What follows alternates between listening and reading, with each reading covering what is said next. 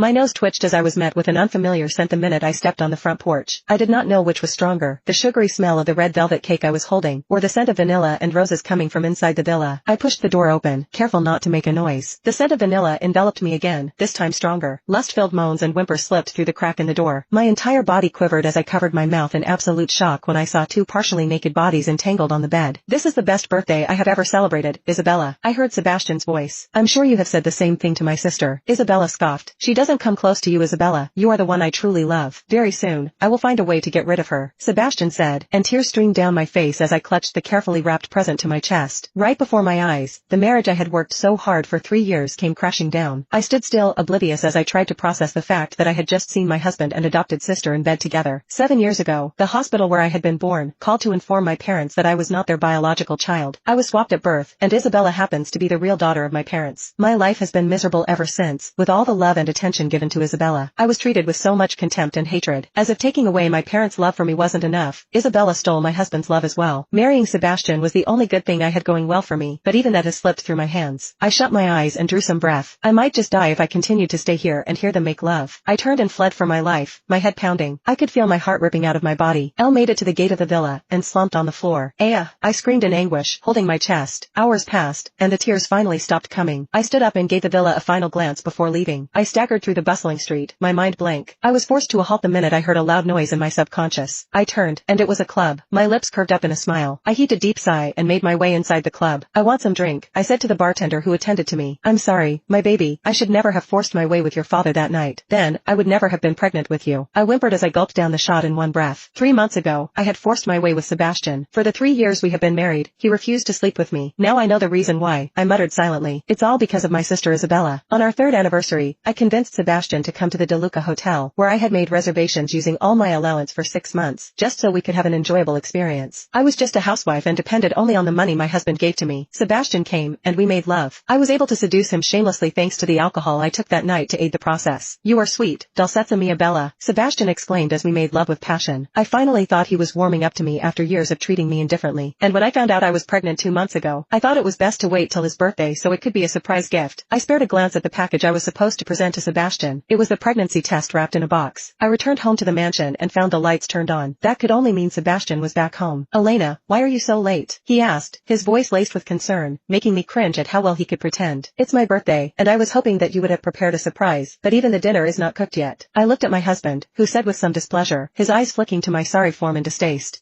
My voice cracked into sobs, but I quickly sniffed back the tears. "Are you okay?" he asked me, sounding irritated. "Sebastian, I need to," I was beginning to say when his phone chimed and a message from Isabella popped up.